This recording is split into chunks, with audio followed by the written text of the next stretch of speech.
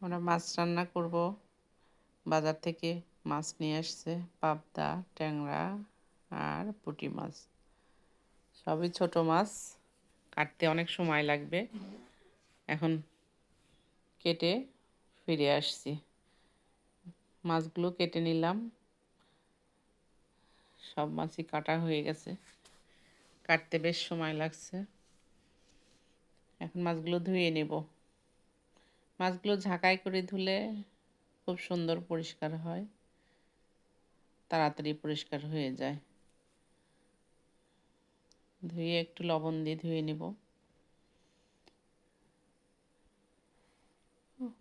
মাছগুলো ধুয়ে উঠালাম। এখন সব মাছেরই ডিম আছে, পাবদাতেও ডিম আছে, পুঁটি মাছ তো সব ডিম ভর্তি। ট্যাংরা মাছ সবগুলোতে ডিম নাই, কিছু কিছুগুলো ডিম ছাড়া। এইভাবে মাছ কাটলে মাছটা ভাঙে না, সুন্দর থাকে। এই জন্য আমরা এইভাবেই মাছ কাটি। এখন রান্নার জন্য ফিরে আসছি। কিছু মাছ ফ্রিজে রেখে দিব। সব মাছ তো রান্না করার দরকার নাই, বাসায় লোকজনও কম। এখন পেঁয়াজ আর তেল দিয়ে একটু পানি দিব।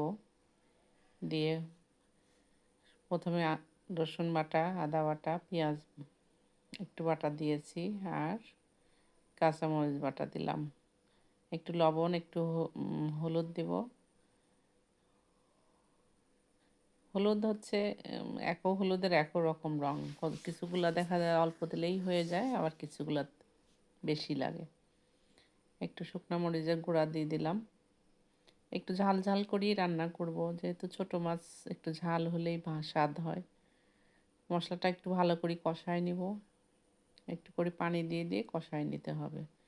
মশলা কষানোতেই আর কি তরকারির স্বাদ বাড়ে। আর ছোট মাছ রান্না করতে অবশ্য বেশি সময় লাগবে না। আমি এই কচু আর পটল দিয়ে রান্না করব। তো সবজিটা একটু ঢেকে দিলাম, এরপরে একটু নাড়ি চাড়িয়ে মাছ দিয়ে দেব। ট্যাংরা মাছ আর পুঁটি মাছ একটু মিল করেই রান্না করছি। যে আর যার যেটা পছন্দ সে সেটা খাবে।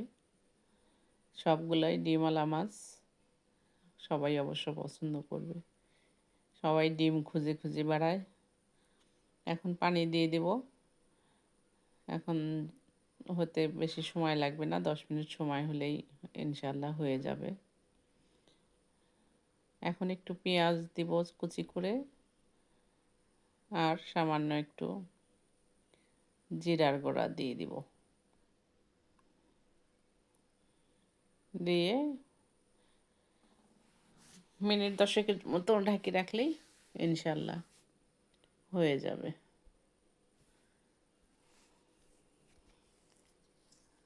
এখন এই যে আমাদের ফাইনাল তরকারি হয়ে গেছে।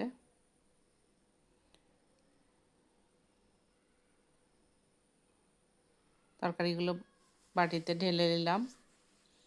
আমাদের রান্না শেষ হয়ে গেল। এই তো ফাইনাল লুক।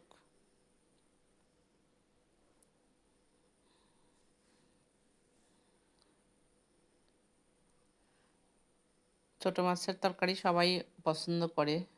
বাচ্চারা একটু কম পছন্দ করে, যেহেতু কাটা জন্যে ওরা একটু ইয়ে করে।